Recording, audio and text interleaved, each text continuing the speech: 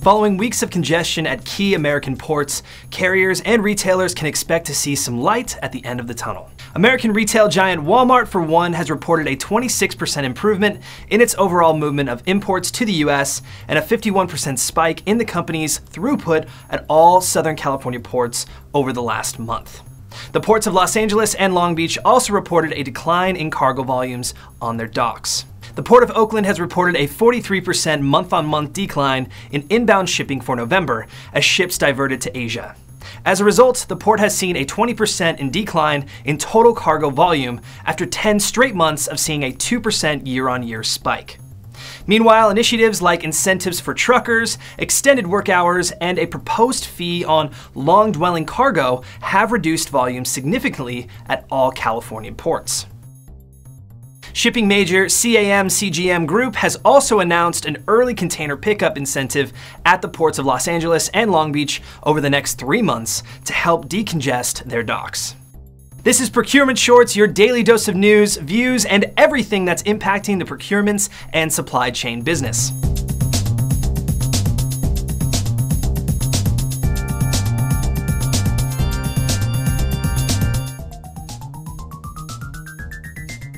Back in the US though, the jammed supply chain has forced manufacturers of ski goods to look at alternative sourcing to meet peak season orders as winter comes along. Already battling failing inventory levels, sports manufacturers in America have now begun sourcing hardwood from suppliers in North Carolina instead of China. Smaller companies are opting to pay air freight to bring ski poles and bindings in from Europe, often at 4 times the regular cost. Speaking to the New York Times, Scott Paul, president of the Alliance for American Manufacturing, said, and I quote, "The more control you have over your own supply chain, the better. That way you're either first in line or have a leg up. But that can push up costs, a burden that is sometimes passed along to customers and in other cases is absorbed by the businesses," end quote. Sky-high commodity prices could throw a spanner in the works of battery procurements, a key element to boost EV manufacturing and fight climate change.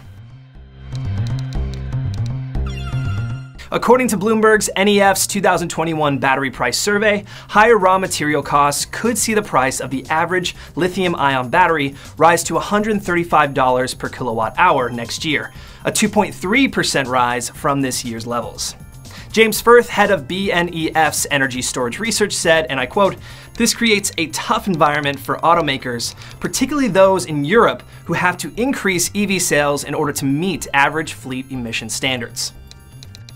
These automakers may now have to make a choice between reducing their margins or passing costs on at the risk of putting consumers off purchasing an EV, end quote. The good news though is that the price hike may not last forever. Lithium-ion batteries could see prices fall back to $100 per kilowatt hour by 2024, provided some resistance to inflationary pressure persists. Major automakers like the Ford Motor Company have committed to battery price targets of $80 per kilowatt hour by 2030, while Renault SA hopes to price its lithium-ion batteries at just about $75 per kilowatt hour by 2028. If lithium-ion batteries are one part of the problem, the global semiconductor shortage continues to plague automobile manufacturing around the world. Germany's passenger car exports for the 3rd quarter this year declined by 17.2% year-on-year to 23.1 billion euros due to the lack of chips and quote-unquote other delivery bottlenecks, said the country's Federal Statistical Office. Between July and September, Germany saw a 12.9% decline in exports to its key market, the United States, with exports ending at just 3.2 billion euros in the quarter. German car imports totaled to 11.2 billion, which were down a whopping 29.8% in the period. The issue isn't just localized to Europe.